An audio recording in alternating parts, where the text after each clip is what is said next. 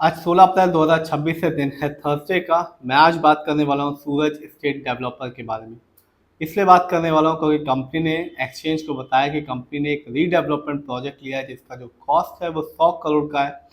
और ये जो रीडेवलपमेंट है वो है दादर में। इसकी वजह से आज जब 3:30 बजे मार्केट बंद हुआ तो इस कंपनी ने अपने शेयर होल्डर्स को 7.60% का रिटर्न निकाल के दिया। ये तो बात रही आज की, लेकिन आप जिस पे भी पैसा लगाएं एटलीस्ट 1 साल तक के रिटर्न को जरूर देखें। ये वीडियो सिर्फ एजुकेशनल पर्पज है। ना मैं कोई भी स्टॉक खरीदने की सलाह देता हूँ और ना ही बेचने की। तो आज मैं बात करूंगा सूरज स्टेट डेवलपर के बारे में। ये कंपनी 1986 में बनी। कंपनी एक रियल एस्टेट कंस्ट्रक्शन कंपनी है, यानी कि बिल्डिंग्स को बनाती और बेचती है, रेजिडेंशियल और कमर्शियल प्रॉपर्टीज को बनाती और बेचती है। और आज जब 3:30 बजे मार्केट बंद हुआ तो इस कंपनी के शेयर प्राइस था 244 रुपीज़ 47 पैसे का। और आज इस कंपनी ने 7.60% का रिटर्न निकाल के दिया। इसका रीज़न मैं बता चुका हूँ कि कंपनी ने एक्सचेंज को बताया है कि कंपनी ने एक रीडेवलपमेंट प्रोजेक्ट लिया है दादर में जिसका जो कॉस्ट है वो है 100 करोड़ रुपए के आसपास का। जिसकी वजह से आज इस कंपनी ने अपने शेयर होल्डर्स को खुश कर दिया, कह सकते हैं कि उनका दिन बना दिया, क्योंकि एक दिन में 7.5% का रिटर्न निकाल के दिया इस कंपनी। ये तो बात है आज की, लेकिन आप जिसमें भी पैसा लगाएं एटलीस्ट 1 साल से लेकर 5 साल तक के रिटर्न को जरूर देखें, तभी अपना जो पैसा है वो किसी भी कंपनी में लगाएं। बात करें इस कंपनी की यानी कि सूरज स्टेट डेवलपर की, तो 1 साल में जब मार्केट डाउन था इसने भी अपने शेयर होल्डर्स को निराश किया। 1 साल में इस कंपनी का शेयर प्राइस गिर गया 20.69% का। यानी आज से ठीक 1 साल पहले इस कंपनी का शेयर प्राइस था 308 रुपये का, जो आज के दिन है 244 रुपये का।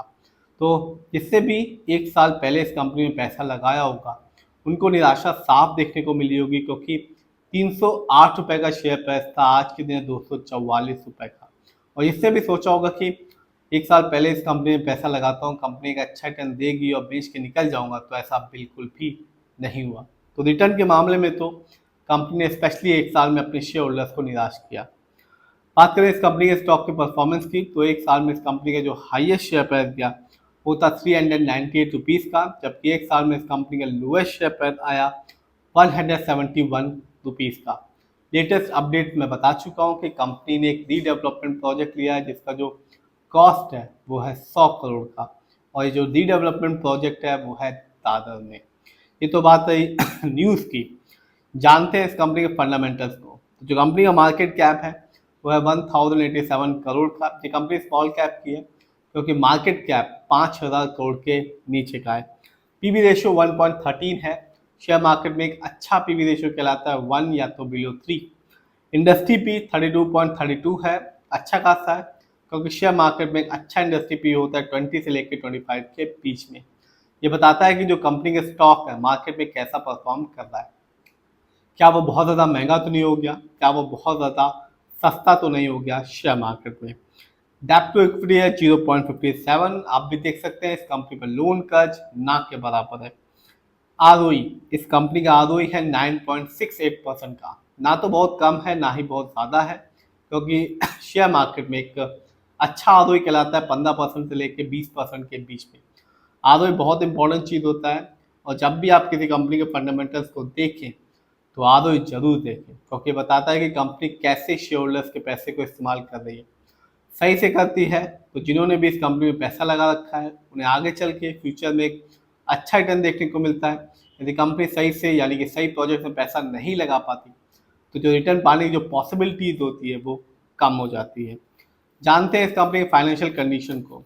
तो जो कंपनी का रेवेन्यू रहा दिसंबर क्वार्टर में वो था 181 करोड़ का, जबकि 2025 में इस कंपनी का ईयरली रेवेन्यू था 553 करोड़ का। प्रॉफिट दिसंबर क्वार्टर में इस कंपनी का प्रॉफिट था 25 करोड़, जबकि 2025 में इस कंपनी का ईयरली प्रॉफिट था 100 करोड़ का। नेटवर्थ, कंपनी का नेटवर्थ 2025 में था 903 करोड़ का, जबकि 2024 में इस कंपनी का नेटवर्थ था 516 करोड़ का। जानते हैं इस कंपनी के शेयर होल्डिंग पैटर्न को, यानी कि किसका कितना पैसा लगा हुआ है इस कंपनी में। प्रमोटर यानी कि इस कंपनी के जो ओनर्स हैं उनकी होल्डिंग है 69.60% की, जबकि रिटेलर्स यानी कि हम लोग का पैसा इस कंपनी में लगा हुआ 27.60% का। जबकि FII यानी कि विदेशी निवेशक जिनका पैसा इस कंपनी में लगा हुआ है 1.77% का, जबकि DII जिनका पैसा इस कंपनी में लगा हुआ है 1.03% का। तो शेयर होल्डिंग पैटर्न तो अच्छा खासा है क्योंकि प्रमोटर की होल्डिंग अच्छी खासी है और फाइनेंशियल भी ठीक है, लेकिन ये कंपनी ने लॉन्ग टर्म रिटर्न निकाल के नहीं दिया है। एक साल में इस कंपनी के शेयर में गिरावट है 21% की। आज तो एक अच्छा रिटर्न निकाल के दिया क्योंकि कंपनी ने एक्सचेंज को बताया कि कंपनी ने एक नया रीडेवलपमेंट वर्क शुरू किया है जिसका जो कॉस्ट है 100 करोड़ का आसपास का है। इसकी वजह से आज इस कंपनी ने एक अच्छा रिटर्न निकाल के दिया, लेकिन रिटर्न के मामले में इस कंपनी ने अपने शेयर होल्डर्स को निराश किया। शेयर प्राइस 244 रुपये का है, ठीक ठाक है, ना तो बहुत ज़्यादा महंगा है ना ही बहुत ज़्यादा सस्ता है, लेकिन आज रिटर्न दिया, लेकिन लॉन्ग टर्म में इस कंपनी ने अपने शेयर होल्डर्स को निराश किया। फिर भी आप जिसमें भी पैसा लगाएं, खुद रिसर्च करें, एनालाइज करें, अपने फाइनेंशियल एडवाइजर की राय लें, तब भी अपने पैसे को शेयर मार्केट में लगाएं।